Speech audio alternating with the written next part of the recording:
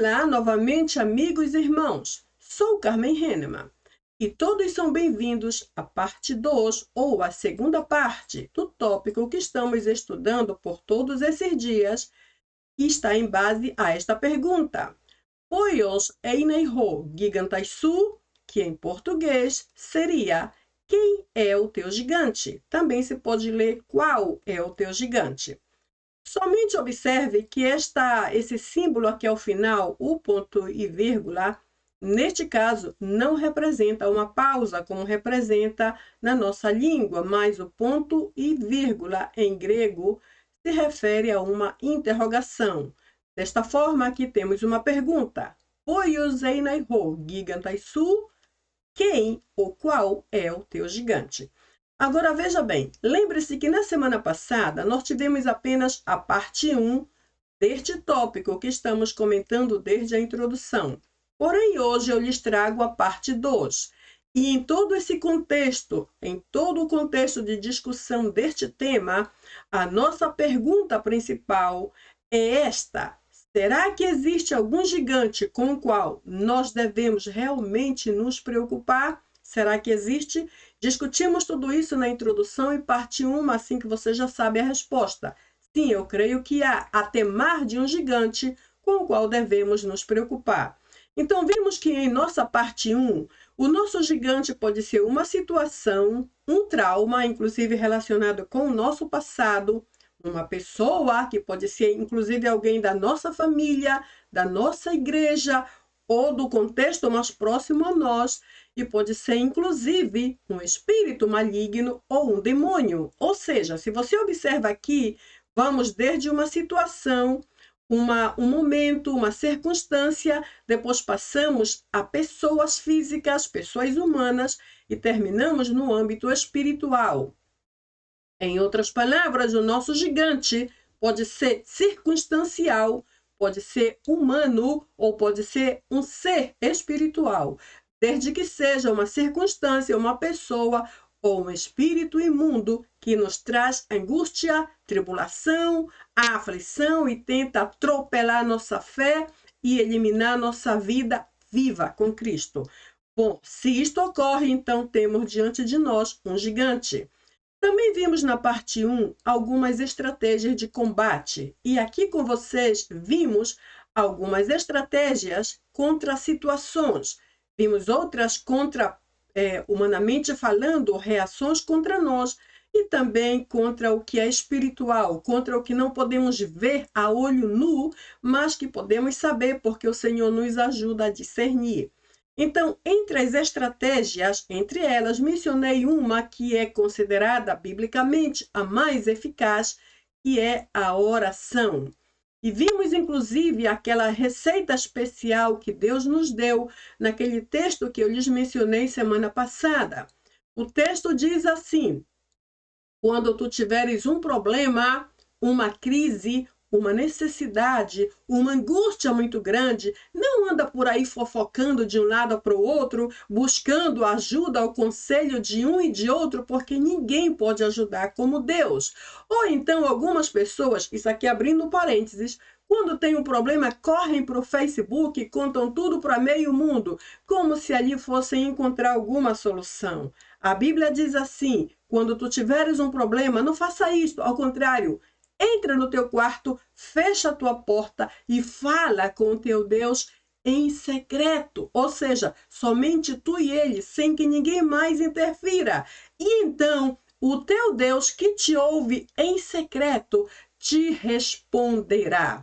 E, irmãos, eu sei que esta palavra é muito eficaz. Primeiro, esse texto é muito claro e muito simples, assim que nos ajuda a entender o recado bem fácil. Eu sei que você entende quando a palavra diz: quando tu tiveres uma angústia, entra no teu quarto, fecha a tua porta, te isola, fica sozinho com Deus e aí entra na tua batalha pessoal até que tenhas a resposta, porque a parte final do texto diz: e o teu Deus que te ouve, ou seja, ele não está surdo, não está indiferente, nem está dormindo, como às vezes nós estamos. O Senhor que te ouve em secreto te responderá. E esta é uma certeza, é uma convicção, não é uma sugestão, não é uma opção que talvez aconteça, talvez não. Não é assim. Ele diz: se tu falares, ele te responderá. Com certeza que a resposta vai vir.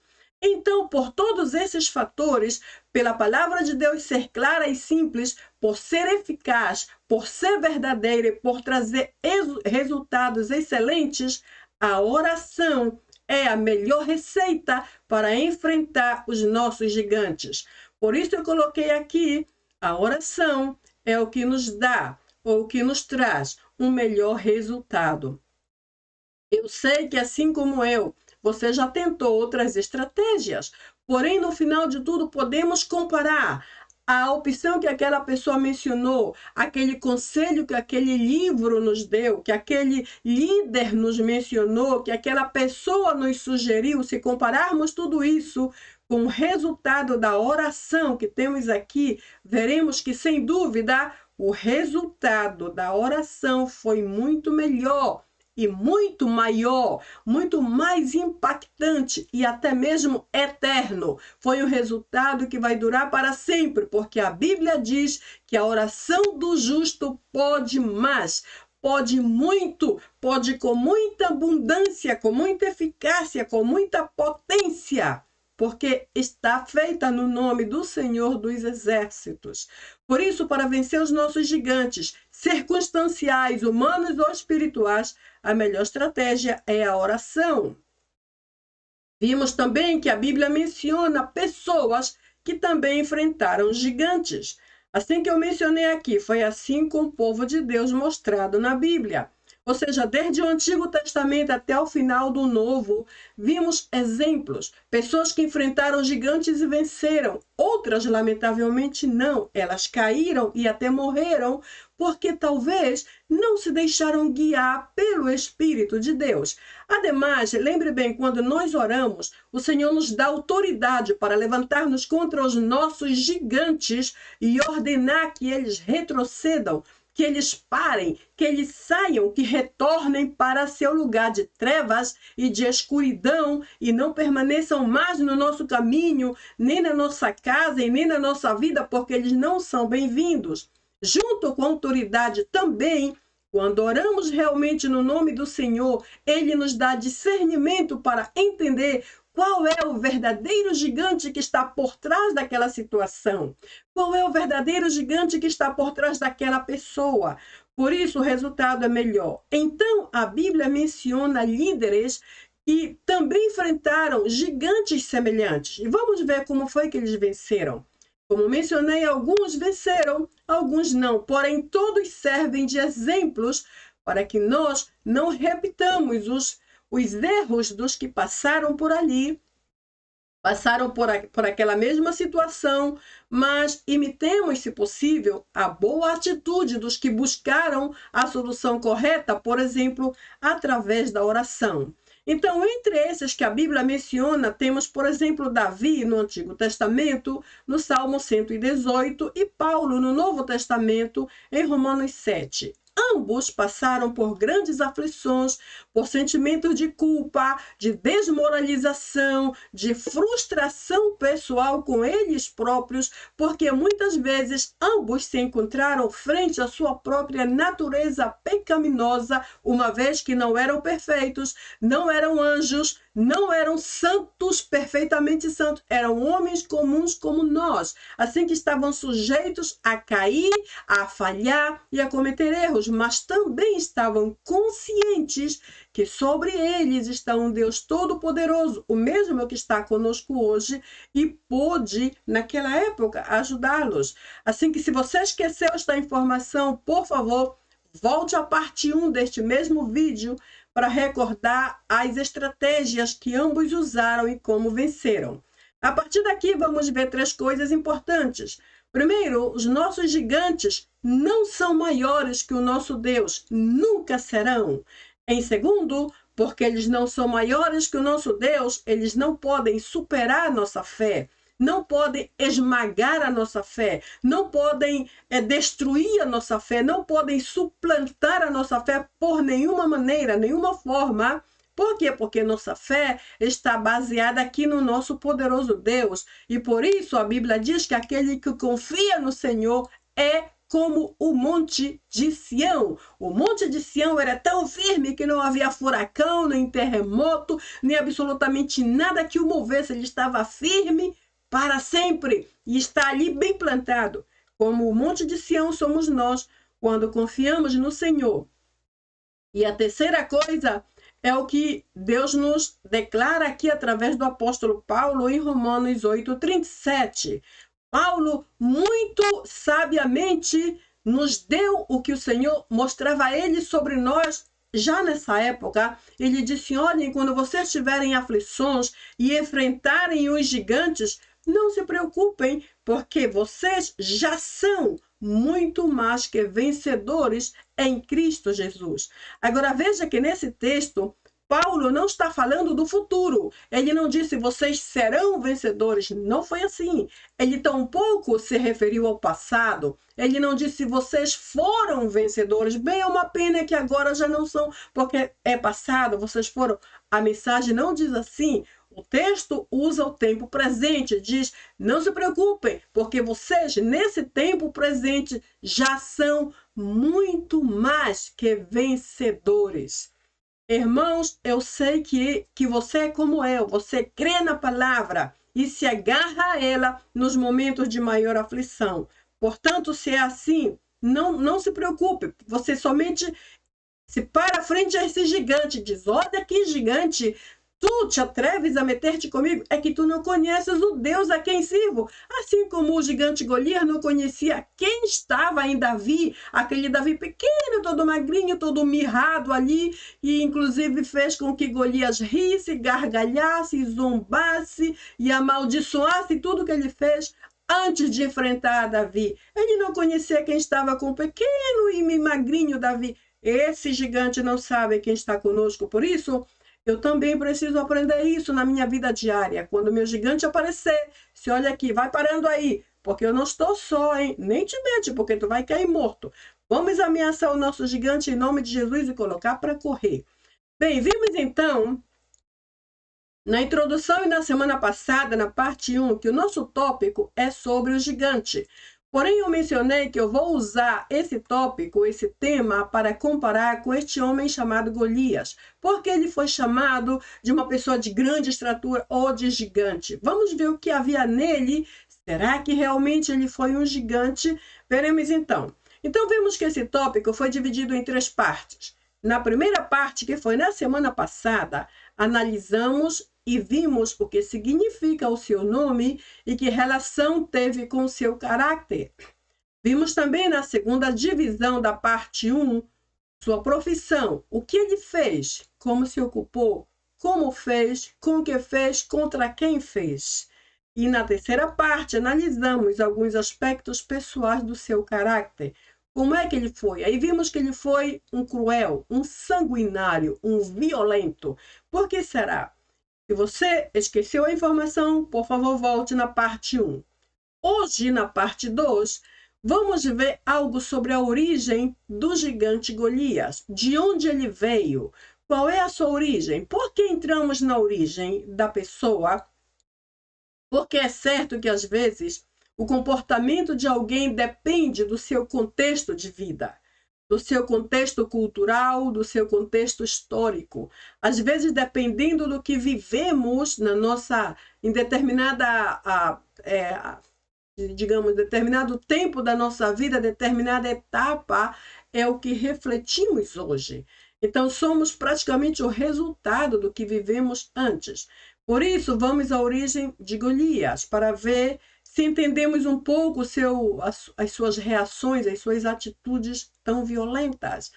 Vamos então a algumas características físicas dele, vamos ver em seguida, e no final alguma informação arqueológica que vai apoiar o que eu já estou falando em todo esse tópico. Na parte 3, que será na próxima semana, vamos entrar aqui na vida de Davi, o rei Davi, quem foi ele, e também veremos o que significou seu nome e que efeito ou que reflexo teve o seu nome sobre o seu caráter. veremos sua profissão, o que foi que ele fez, como fez, para quem fez, que estratégias usou. E no final, alguns aspectos pessoais dele mesmo como homem ou do seu caráter.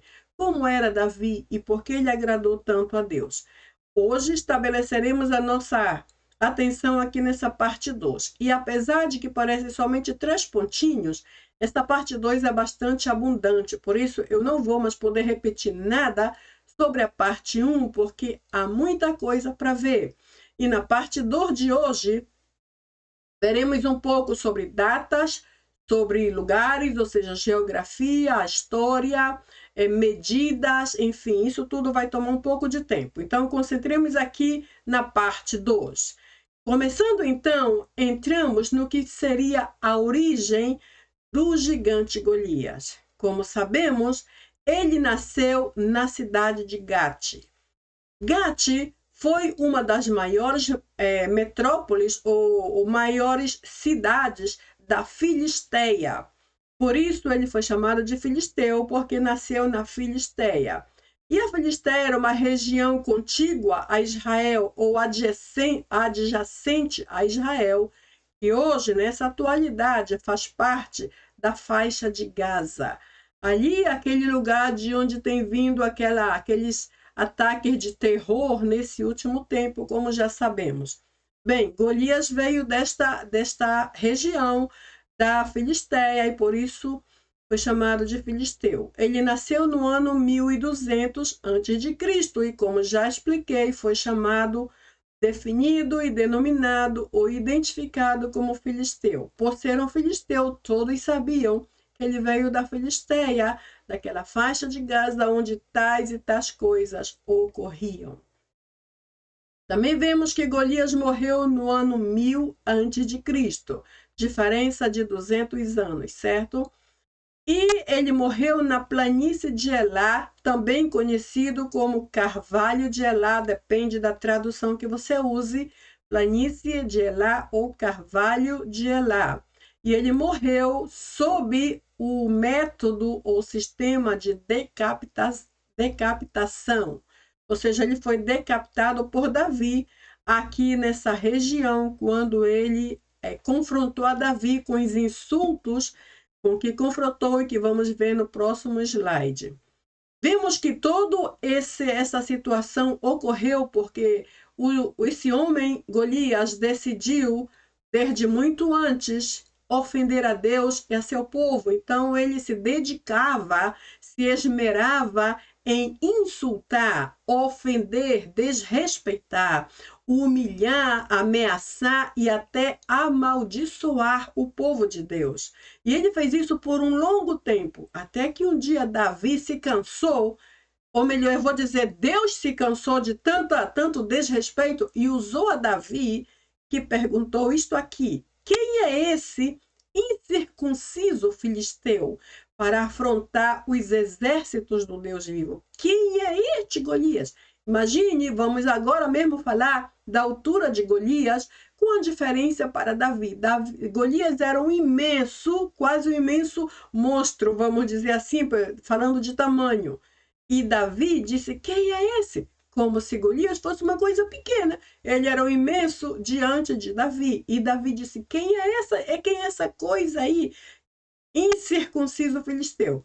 Então, antes de entender esse nome, incircunciso filisteu, que é uma espécie de denominação de identificação para Golias, vamos entender o que era a circuncisão. A circuncisão, eu coloquei aqui de forma bem simplificada, era como uma espécie de símbolo de aliança com Deus. Ou seja, era algo obrigatório para os homens naquela região de Israel. Porém, vamos ver que o termo circuncisão depende basicamente sempre do contexto empregado por aqueles que a usam, a palavra por aqueles que a usam, escrevendo ou falando. Por quê? Porque esta palavra, eu digo depende do contexto, porque ela pode ser usada de forma literal, circuncisão literal, ou a circuncisão figurada. Na circuncisão literal, entramos um pouco na história. Então, veremos o que é literalmente circuncisão.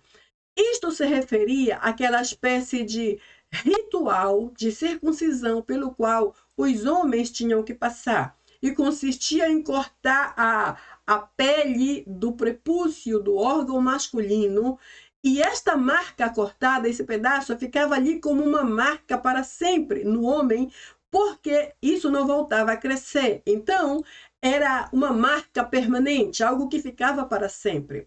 Uma vez que essa lei era cumprida, para a nação de Israel era um grande sinal de obediência e submissão total a Deus. A recompensa ou o resultado por esta submissão através da circuncisão era que este homem, que era o cabeça da família, também o cabeça das tribos, o cabeça da comunidade, era coberto de muitas bênçãos. Por causa disso, toda a sua família também estava debaixo de abundantes bênçãos, porque aquele homem era literalmente circuncidado. Essa é a forma, digamos assim, literal. Agora, por que esse aspecto físico do homem era cortado? Porque, em realidade, no Antigo Testamento, quando um pacto era firmado entre duas partes, neste caso, o homem e Deus, geralmente isto era acompanhado de algum símbolo físico ou oficial, algo que se podia ver fisicamente, como símbolo de aliança. Esta é a forma literal. Agora, a forma figurada na Bíblia para circuncisão, que foi este aqui o caso de incircunciso filisteu, consiste em que geralmente sucede quando esta pessoa está fora da aliança que Deus fez com Abraão e sua descendência, ou seja, ele não faz parte do pacto, ele não faz parte da comunhão com Deus, ele não faz parte de uma vida com Deus. Ele vive por aí vivendo uma vida de pecado e automaticamente separado de Deus. É uma pessoa que está fora da aliança. E este foi o caso do incircunciso filisteu. Ele não era circuncidado de nenhuma forma, e seu coração era 100% arrogante. E a Bíblia já diz, lá no Novo Testamento, que Deus resiste aos soberbos, ou ele ignora os soberbos, ele não responde aos arrogantes, mas ele dá graça ao humilde. Então, o filisteu, Golias, estava dentro daquele grupo que Deus não podia tolerar. E as obras dele provam o que ele fazia. Bem, então, ilustradamente ou figuradamente, ele foi chamado de incircunciso filisteu, porque o seu coração estava cheio de todo o oposto que Deus dizia ou demandava dos homens, das nações presentes e ao redor, para que tivessem o privilégio de fazer parte desta aliança com Deus e estar debaixo do seu pacto oficial e original. Então, vemos que a partir daí, o Golias não era parte da família de Deus, não era parte da sua aliança, e por isso foi chamado literalmente de incircunciso. Ele foi morto como um homem incircunciso e sem nenhum tipo de comunhão ou de afinidade com Deus. Na segunda parte, da parte 2, na segunda divisão, vamos ver algumas características físicas do gigante Golias. Veremos então que no início o texto massorético, e antes de explicar o que esse texto massorético nos ensina, vamos ver o que foi o texto massorético. Esse foi o texto formado por um grupo de manuscritos de diferentes textos hebraicos bíblicos, e usado como versão padrão no judaísmo moderno. E é como elemento de tradução para o Antigo Testamento, ou seja, funciona mais ou menos assim até hoje. O texto massorético foi formado a partir de, vamos dizer assim, diferentes pedaços de outros textos e que é usado como uma versão padrão, permanente e constante em meio do judaísmo moderno e serve e é útil, inclusive, como auxílio para a tradução do Antigo Testamento. Então, vamos ver que esse texto massorético, que foi formado de outros textos, menciona que Golias media 6 côvados e 1 palmo. Lemos isso aqui em primeiro livro de Samuel 17:4. Antes de passar aqui, vamos ver que um côvado... Não, vamos ver adiante o que entendemos disso, mas isso aqui é o que a Bíblia diz. Bem, 6 côvados e 1 palmo. Isso corresponde aproximadamente a 2 metros e 92 centímetros na nossa medida atual e varia entre essa e essa medida, 3,46 metros de altura. Isso era mais ou menos a altura do Golias. Lendo novamente, o texto massorético afirma, através desse texto de 1 Samuel 17,4, Golias media cerca de 6 côvados e 1 palmo, que corresponde em nossa medida a 2 metros e 92 centímetros ou 3 metros e 46 centímetros de altura. Porém, aí vem outras alternativas. Dependendo da equivalência utilizada para o côvado, que variava entre 0,45 centímetros por côvado e 0,52 centímetros, possivelmente sua altura esteve entre 3,46, 3 metros e 46 e 4 metros. Eu vou parar um pouco aqui e vou voltar um pouco para o côvado em si. O côvado, de acordo ao que entendemos, é como uma medida que vai, por exemplo, desde a ponta do dedo grande até o cotovelo. Isso seria o côvado, chamado também em algumas traduções como antebraço. Isso é um côvado. Se medimos este côvado de outra forma, diríamos que isso seria meio metro, certo? Mais ou menos é a medida de meio metro, porque duas distâncias dessa dão mais ou menos 1 metro. O texto diz aqui que ele tinha 6 côvados, então ele tinha mais ou menos 3 metros, porque 6 côvados, uma vez que, repetindo, um côvado vai desde o dedo grande até o cotovelo, isso é um côvado que corresponde a meio metro.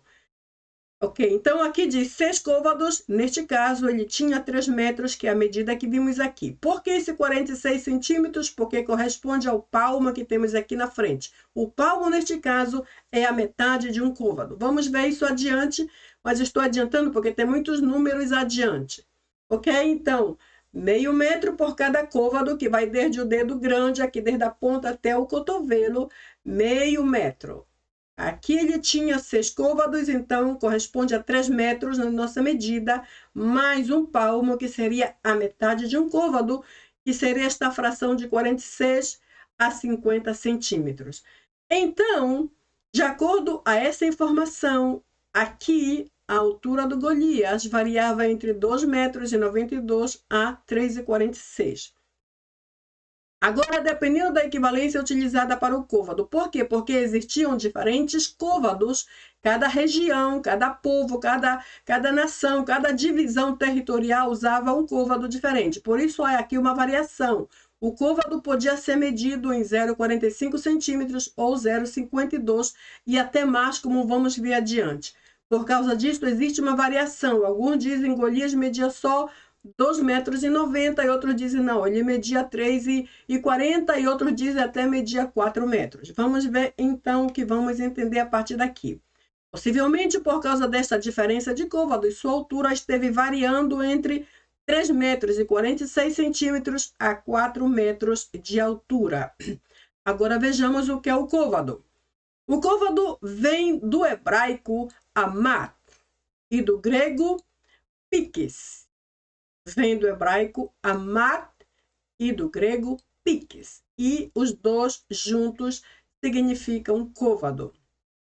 Veremos então, eu encontrei essa definição que decidi adicionar aqui. Um côvado é equivalente à distância entre a ponta do dedo, que foi o que eu expliquei a vocês, a ponta do dedo grande, e o cotovelo do braço de um homem adulto, ou seja, de uma pessoa adulta. Desde a ponta do dedo até o cotovelo, este é um côvado que também corresponde a meio metro. E o palmo é a metade do côvado, ou seja, vai desde aqui mais ou menos até embaixo do seu pulso, mais ou menos, ou essa distância entre esses dois dedos da extremidade. Isto seria um palmo, como já sabemos. De acordo com este cálculo, eu prefiro crer que a altura de Golias era de 3,5 metros a 4 metros de altura. Não esqueça essa informação aqui, porque eu não vou retornar, mas bem, vamos continuar calculando no seguinte, eu não vou poder retornar aqui. Pero só para mencionar que primeiro livro de Samuel 17,4 afirma que ele tinha ou media 6 côvados e 1 palmo. Então, um côvado corresponde mais ou menos a meio metro, 6 corresponde a 3 metros, mais um palmo, que era metade de um côvado, então dá mais ou menos isso aqui, 3,46, ou aproximadamente 4 metros, era a altura possível do Golias. E o côvado em si era usado para medir altura, largura, profundidade e distância, ou seja, era um tipo de medida bastante útil e abarcava todos os aspectos possíveis de uma medição de algo ou de alguém. Bem, vemos também que o côvado era o tipo principal de medida utilizada no Egito, em Canaã e na Mesopotâmia. De acordo a cada região, o côvado variava de medição ou de tamanho, de peso. Essa medida podia variar dependendo da região e do povo que a utilizava, que é o que estou mencionando. Vamos ver, por exemplo, o côvado egípcio comum. O comum, imagino que seja o mais simples, tinha cerca de 45 centímetros. Esse era o côvado comum do Egito, 45 centímetros. Já o côvado nobre do mesmo Egito, o côvado nobre egípcio media um pouco mais, 52,50 centímetros. Então, veja, se calculamos a altura do Golias com essas duas diferenças de medições, logicamente que uma vai dizer que ele era mais baixo, a outra vai dizer que ele era bastante alto, porque dependia do côvado que usaram naquela situação. E veja que ambos são egípcios, um é comum e o outro é o nobre. Aqui vimos o seguinte, o côvado hebraico padrão, o padrão era o que se usava mais, media cerca de 44,5 a 45 centímetros. Porém, no mesmo tipo de região, o côvado hebraico antigo, o mais antigo, pode ter atingido o tamanho de até 48,1 centímetros. Então, aqui, na mesma região, no mesmo contexto, temos três diferentes medidas. O côvado hebraico podia medir 44,5, 45, que era um total, ou 48,1. Veja a variedade de medição para o côvado. Na Mesopotâmia, que aqui é a outra região mencionada, vimos o Egito, agora vamos à Mesopotâmia.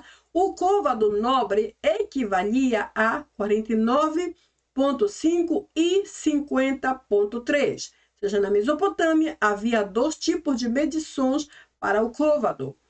Agora, segundo os rolos do Mar Morto, lá do século II a.C., e também segundo o historiador Flávio Joséfo, que é uma fonte bastante confiável para toda a nossa investigação, como também a Septuaginta, afirmam que Golias possuía altura de 4 côvados. Aí diminuiu um pouco o tamanho. 4 côvados corresponde a 2 metros e um palmo, ou seja, 2 metros e algo, porque, como já disse no início, um côvado que vai desde aqui até aqui corresponde a meio metro.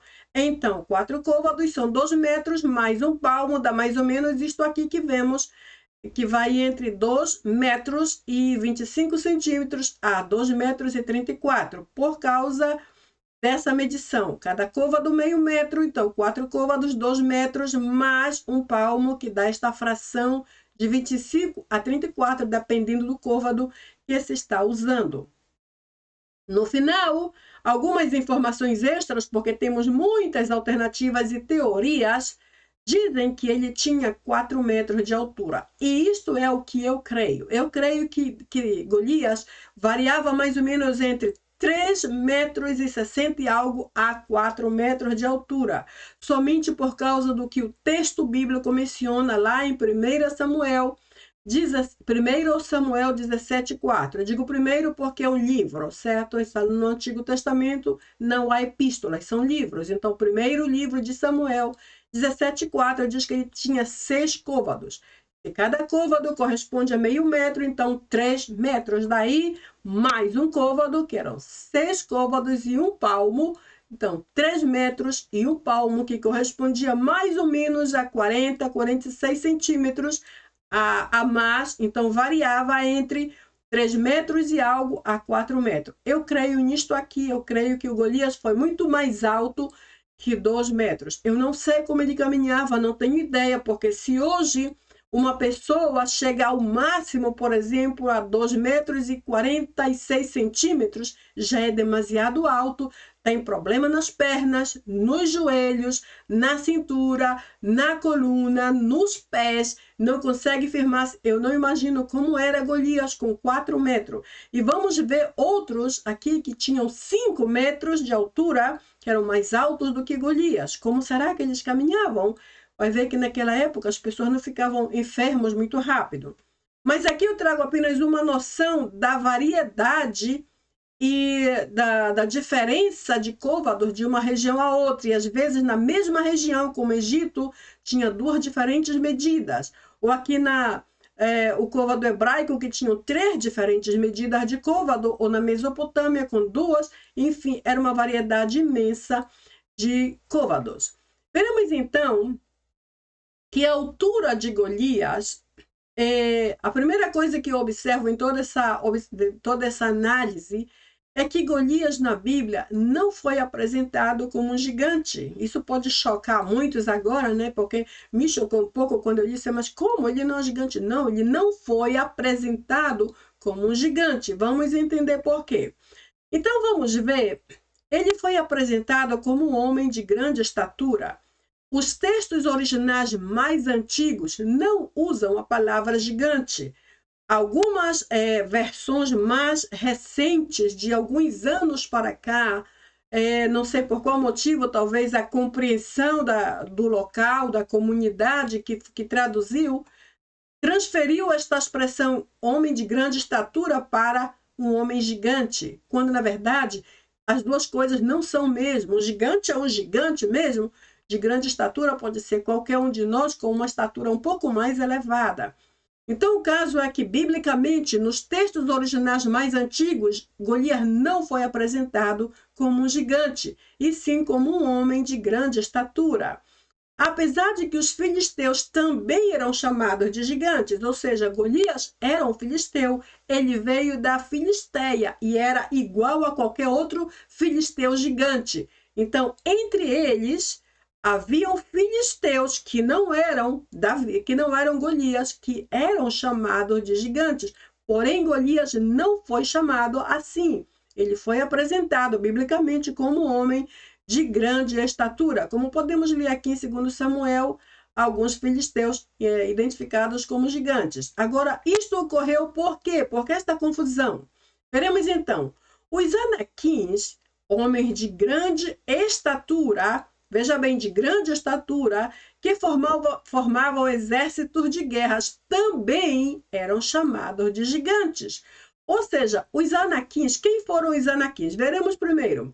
Os anaquins foram uma classe de tribo que habitava nas regiões montanhosas de Canaã, aquela região que eu mencionei agora e não comentei os côvados. Eles vieram de lá e eram partes da região israelita. Ou seja, os anaquins eram uma tribo que habitava nas regiões montanhosas de Canaã antes da chegada dos israelitas. Eles precederam a raça ou a nação de Israel. Antes dele, os anaquins habitaram ali.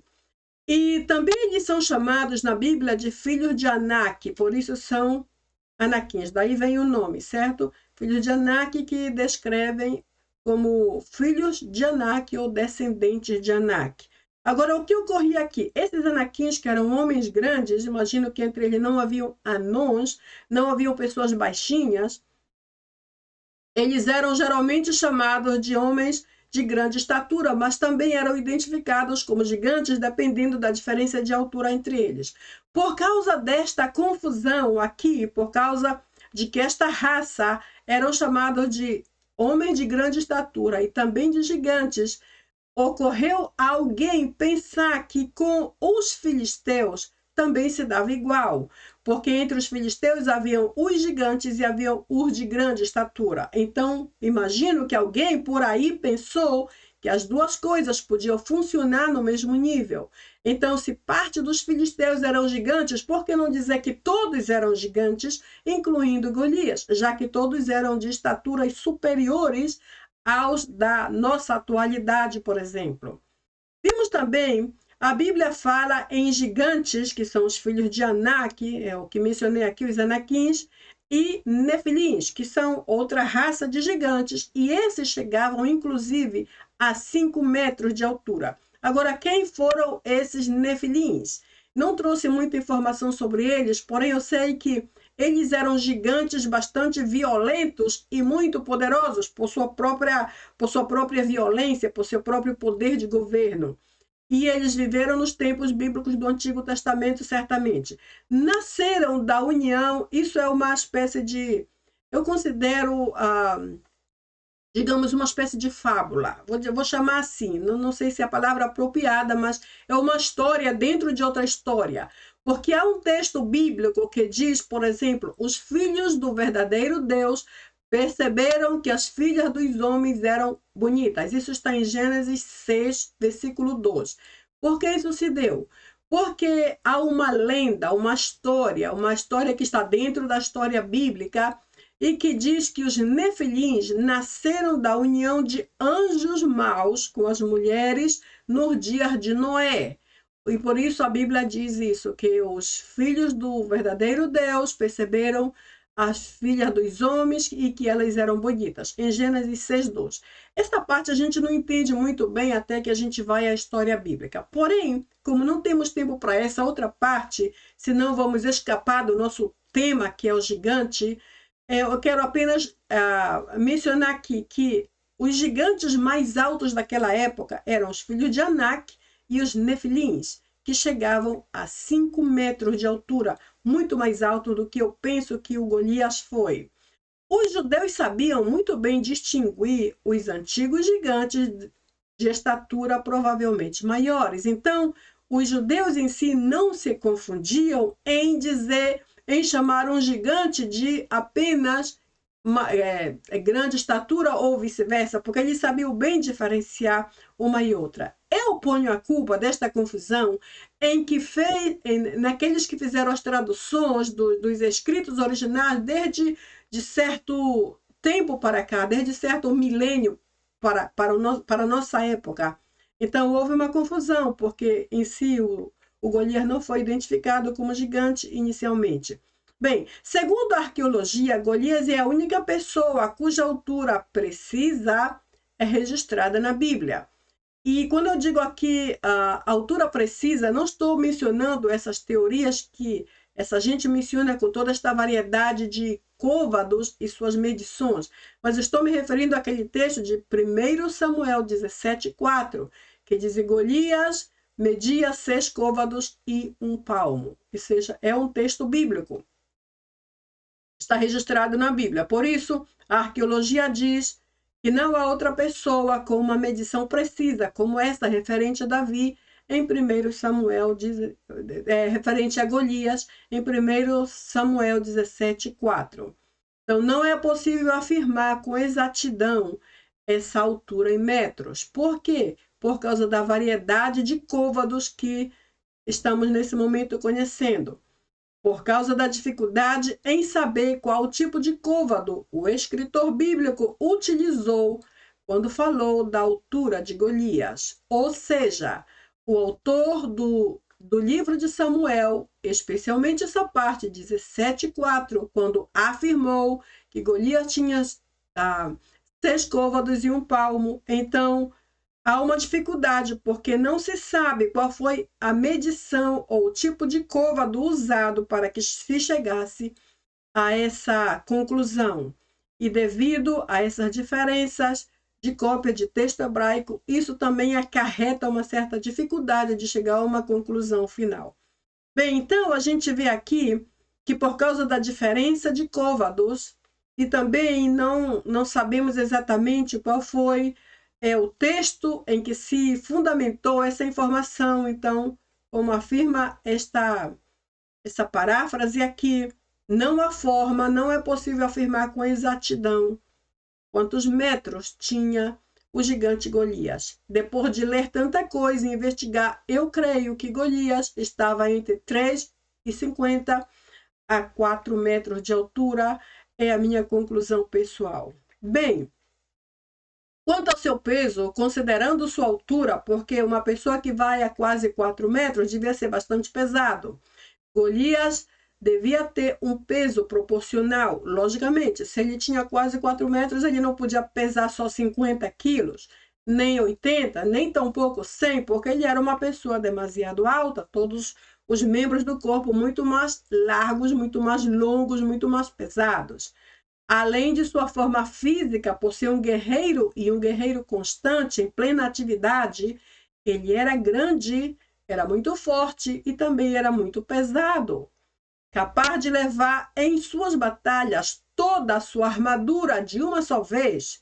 E Golias, quando foi enfrentar Davi, tinha uma couraça, um escudo, lança, capacete, caneleiras, um dardo de bronze que cruzava seus ombros e tudo mais que correspondia, inclusive suas armas, e entre elas estava a lança, que é a famosa lança mencionada no texto bíblico, cuja ponta de ferro pesava 600 ciclos. Esses 600 ciclos se converte mais ou menos em uns 8 quilos, que não parece ser muito, porém, com todo o resto que a gente vai tentar descobrir mais tarde, quanto pesava, vamos ver que não era pouco o que o Golias levava sobre ele. Ele levava muito peso. Sua arte foi descrita na Bíblia como eixo de tecelão. Lemos isso aqui em 2 Samuel 21, 19. Então, porque ele era um homem pesado, forte, grande, muito resistente, ele foi capaz de levar uma armadura completa no momento em que enfrentou a Davi. Veremos então que na sua vestimenta, no que ele usava no momento em que enfrentou a Davi, ele tinha uma lança. As lanças daquela época tinham diferentes aspectos e também diferentes funções. Esse é outro, eu vou dizer assim, outro dilema. Temos alternativas e não sabemos exatamente qual o tipo de lança que ele usou, o que ele tinha naquele momento, ou sua espada. Pero havia essa aqui que tem uma forma circular e que ajudava a decapitar o inimigo mais rápido, porque lançava e ela corria em círculo e ia direto na posição desejada. Usava também uma couraça, e essa couraça, segundo a Bíblia, era uma couraça tipo um colete de balas, como a gente vê aqui, e que pesava cerca de 5.000 ciclos, que correspondia a 57 ou 58 quilos. E 57 ou 58 quilos era provavelmente o que equivalia ao peso do jovem Davi, do Davi, que mais tarde se tornou rei. Imagine, só a sua couraça correspondia ao peso de Davi. Imagine quanto peso ele não trazia sobre ele próprio. O outro modelo de lança era esta aqui. Essa outra lança, eu prefiro crer que esta era o tipo de lança que Golias tinha naquele momento. A Bíblia diz que essa lança tinha uma ponta de ferro que pesava cerca de 600 ciclos e que correspondia a 8 quilos, como já mencionei antes.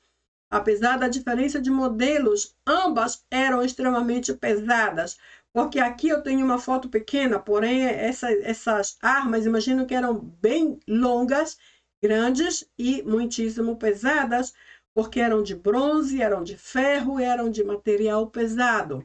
Ele tinha também um escudo, e esse escudo era capaz de cobrir todo o corpo. Não era aquele escudo que hoje os policiais dos nossos países usam só para cobrir o rosto. Não, esse escudo ele colocava por trás e atracava aqui nessa parte do corpo, desta forma, de maneira que cobria desde o alto da cabeça até embaixo dos pés. Então, pelo tamanho do escudo, se o Golias tinha cerca de 4 metros ou quase, imagine o tamanho do seu escudo. E por causa do tamanho, imagine o peso do escudo.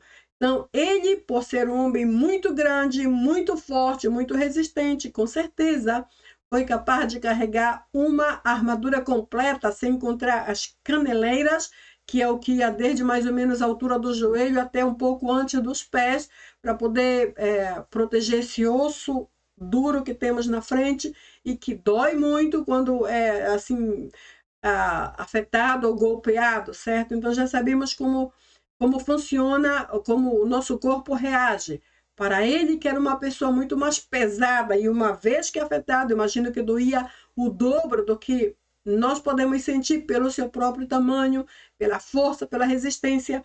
Ele levava sobre si muito peso. Porém, era com certeza alguém capaz de poder levar tudo aquilo.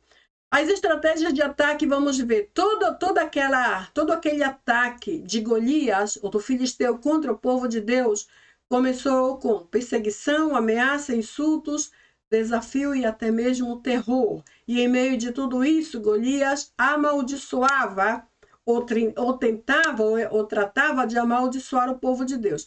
Eu digo tratava porque, ao final, não é possível amaldiçoar aquele a quem Deus abençoa. Assim diz a Bíblia. Porém, essas eram as armas iniciais de Golias contra Davi e o povo de Deus. Veremos então que ele fez essas coisas de perseguir, ameaçar, insultar por mais ou menos 40 dias. Foram 40 dias de insultos constantes. Essa foi a última etapa dos seus insultos contra o povo de Israel antes da sua morte. Então, a partir disso, a partir dessa reação tão negativa de Golias contra o povo de Deus, houve então um plano ou uma trama. Então vamos ver o que sucedeu. Os filisteus se ajuntaram em Socó de Judá. Lemos isso lá em Josué 15, mais ou menos 15, 35. 35 se fala desse lugar, Socó de Judá, para uma guerra contra Israel. E então eles acamparam aí nesse lugar, Éfes-Damim. E desde ali, então, o que fazia ele? Escarnecia, ria, zombava, amaldiçoava e desafiava o povo de Deus. Uma vez que chegou ali, eles se esconderam entre Éfes-Damim e Azeca. Esses nomes são encontrados ali em Josué 15, 34, para ofender a Deus. E desde ali escarnecia e fazia todas essas coisas que já sabemos desde aqui. E fez isto por 40 dias, como já mencionei, que foi o seu último momento de perturbação contra o povo de Deus. Então, quando chegou o momento do confronto, o gigante se atreveu a passar adiante e perguntou isso: acaso sou eu um cão para que venhas a mim com cordas? E o filisteu amaldiçoou a Davi, invocando seus deuses. Acaso sou eu um cão? Se trazemos essa palavra cão para o nosso contexto, pensamos em cachorros, certo? Sou eu um cachorro para que venhas a mim com cordas? Quando ele mencionou cordas, ele se referia ao estilingue, ou aquele instrumento que Davi tinha, onde colocaria pedra e lançaria sobre ele. Então ele se referia a isto. Por quê? Porque são com as cordas que se amarram e se aprisionam os cachorros. Já veja bem, ele mencionou aqui com a palavra cão e terminou com corda. E corda é o que se usa para aprisionar ou deter ou controlar um animal, certo? Por causa disso, ele amaldiçoou a Davi, literalmente, porque era quem estava diante dele, invocando. Veja que o termo aqui está em termo progressivo, ou tempo progressivo. A Bíblia não diz que ele invocou, ele diz invocando, ou seja, enquanto invocava os seus deuses, ao mesmo tempo amaldiçoava a Davi. Então imagine que classe de deuses eram esses, que somente eram invocados para amaldiçoar, ou eram sinônimos de maldição. Que terrível! Nós já temos a nossa opinião sobre isso, porém naquele contexto, parece que o próprio Golias não se dava conta de onde ele estava parado para fazer o que estava fazendo. Então aqui vimos uma perfeita relação entre o cão e as cordas, que ele pensava que era para amarrar o cão. Frente a isso, a resposta de Davi foi esta: tu vens a mim com espada, com lança e com dardo, ou seja, toda a sua armadura, mas eu venho a ti em nome do Senhor dos Exércitos. Lemos isso em 1 Samuel 17, verso 45. Agora veja bem, enquanto Golias insulta Davi, falando sobre o cão e sobre as cordas que detêm ou que aprisionam ou que amarram o cão, Davi respondeu usando o nome do Senhor dos Exércitos. E eu estive observando esse nome que Davi usou lá no no hebraico, e vi que a palavra é Yahweh. Lendo sempre da direita para a esquerda, se lê Yahweh. Yahweh é o nome principal, é o nome próprio, é o nome de Deus, não é um dos seus nomes, é o nome. Sabemos que a Bíblia fala no nome de Deus em singular. Todos os outros nomes que ele tem são como títulos referentes e que vêm em decorrência deste nome principal ou deste único nome oficial de Deus, que é o nome Yahweh. E vemos então que este nome aqui é o nome pleno, completo, porque revela a essência de Deus. Já sabemos que o hebraico não tem vogais. Basicamente, o que persiste, o que existe, são as consoantes. Então, lemos aqui Yod, Re, Val e Re. Lendo daqui para cá. Yod, Re, Val e Re, Yahweh, em hebraico. E é escrito dessa forma, e este nome em particular foi o selecionado, foi o que o Davi preferiu usar, porque este nome literalmente representa aquela definição que já conhecemos de nome. Eu sou o que sou. Outra versão diz, eu sou quem sou. Ou seja, o eu sou me autorizou, Golias, a vir contra ti. Davi não se levantou contra Golias confiando em si próprio. Ele se levantou confiando naquele que estava nele e que estava sobre ele. O eu sou me enviou. O Yahvé, o único, aquele que é único e que está sobre todos os demais. O nome que está sobre todo nome. Então, logicamente que você e eu já sabemos que quando enfrentamos os nossos gigantes em nome do Senhor, só temos a ganhar. Não perderemos porque a nossa confiança não está em nós próprios. Eu sou o que sou, é o que significa Yahweh. Então, a partir daí, Davi, já sabemos o que ele fez, ele colocou aquela pedra na funda e lançou contra o Golias. Aí vemos bem, depois que lançou a pedra, apressando-se Davi, pegou uma pedra e a atirou com a funda, penetrando a testa do Golias.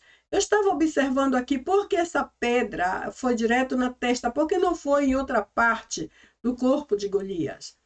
E pode ser que não tenha assim, muita profundidade que vou dizer, mas eu creio que é no pensamento, na cabeça humana, onde começa toda classe de maldade, certo? Na imaginação, nas ideias, na disposição de fazer plano, de planejar, de pensar, de analisar, tudo parte na mente. Então, é como um simbolismo, apenas uma simples comparação. Davi não lançou a pedra contra o peito, contra o braço, contra o ombro, contra o pé, que de repente poderiam ser de alguma forma atingidos no pescoço, por exemplo. Ele mandou direto na cabeça para matar todo tipo de pensamento, todo tipo de maldade, todo tipo de possibilidade de germinação da crueldade ou da maldade humana. Então, desta forma, quando ele lançou a pedra, já sabemos que o gigante caiu. Então, as pedras de Davi. Eu coloquei uma observação aqui que também considero importante. Por um lado, Davi lançou sobre Golias e matou a fonte de toda a maldade, que era sua mente, ou seja, a pedra foi direto na cabeça. E Davi viu que o gigante não morreu instantaneamente. Então, o que ele fez? Ele correu imediatamente, pegou a espada do próprio gigante e o decapitou, para que ele definitivamente estivesse morto. Como lemos aí em 1 Samuel, vai do 49 mais ou menos até o 51, vemos que ele não morreu imediatamente e teve que ser finalmente morto por sua própria espada. É assim que Deus faz, envergonhando os nossos inimigos. Vejamos então que nossa nota arqueológica, um estudo de 2016 sobre as arquiteturas antigas de Israel, observou que entre as medidas mais frequentes estava o côvado. E um côvado na região era igual a 54 centímetros. Veja que aqui já temos uma outra medida diferente. 54 centímetros e um palmo considerava-se como 22 centímetros. Isso aqui é uma espécie de relato bem breve em umas ruínas em Israel. Então, escavaram uma muralha de fortificação de 7 metros de altura. E ela foi encontrada na parte norte da Cidade Baixa e havia sido construída no século X a.C. Uma época em que os filisteus controlavam a cidade por ser sua capital, ou seja, a capital. A capital era controlada pelos filisteus. Os filisteus, a raça do Golias. Então, vamos ver que as fundações da parede de pedra mediam exatamente 2,38 metros e correspondia a 4 côvados e um palmo. É mais ou menos o que eu pensei, cada côvado meio metro de largura em todos os ângulos possíveis ao redor de 40 metros de sua linha exposta por essas escavações. Então, dado que os autores da Bíblia não tiveram acesso ao cadáver de Golias, ninguém teve acesso ao cadáver de Golias. Então, de onde os escritores bíblicos teriam obtido a altura exata de Golias, que está mencionada lá em 1 Samuel 17,4, que diz que ele tinha 6 côvados e um palmo? A pergunta é: de onde esses escritores bíblicos teriam obtido a altura de Golias? Já que com a variação de tantos côvados é quase impossível encontrar uma medida exata. De onde tiraram essa medida de 4 côvados em um palmo ou 6 côvados e um palmo? Então, a conclusão é que é possível que os escritores tenham descrito metaforicamente, ou seja, era uma espécie de comparação, metaforicamente a Golias como sendo comparável ao tamanho e à força da muralha da capital dos filisteus. Porque o côvado era uma métrica conhecida por aqueles que conhecem a Gate, que era o lugar originário de Golias. Então, se você vê aqui, trabalhamos muito nesse tópico em base a teorias, a investigações de todos os lados, e é essa imensa variedade de diferença entre os côvados, de acordo com as suas regiões e ao povo que as utilizava. Bem, é uma coisa bem interessante. Porém, vimos na semana passada por que o Golias era tão desafiador. Primeiro, porque ele se sentia, se via, se achava, cria e finalmente agia ou vivia como o grande que ele pensava que ele era. E minha opinião pessoal é que ele reunia todas as qualidades ou ações necessárias para vencer a qualquer adversário. E eu lhes trouxe essa imagem: o grande Golias de mais ou menos 4 metros, possivelmente, e o pequeno Davi, que não passava de 57 quilos, possivelmente, diante deste imenso homem. Além disso, o gigante, ou o homem de grande estatura, estava totalmente bem equipado. Ele tinha proteção por todos os lados e estava plenamente apto a ganhar a batalha, exceto por um detalhe: é que ele conhecia tudo sobre como enfrentar gigantes e guerras e vencer exércitos, porém não conhecia aquele que estava em Davi e que estava com Davi, da mesma forma que não sabe quem está conosco. Por isso, por esse único detalhe, podemos vencer todo tipo de gigante que cruze nosso caminho, porque não importa quão grande, quão forte, quão pesado, quão estratégico sejam, eles não têm em suas vidas o Deus a quem temos. Por isso, em Cristo, sim, já somos muito mais que vencedores. Não esqueça que semana passada eu terminei com vou dizer assim, esta reflexão. Davi teve duas formas de ver aquela situação diante do Golias. Primeiro, ele podia ter dito: ele é tão grande que eu não posso acertar. Mas também ele teve a oportunidade de dizer: ele é tão grande que eu não posso errar.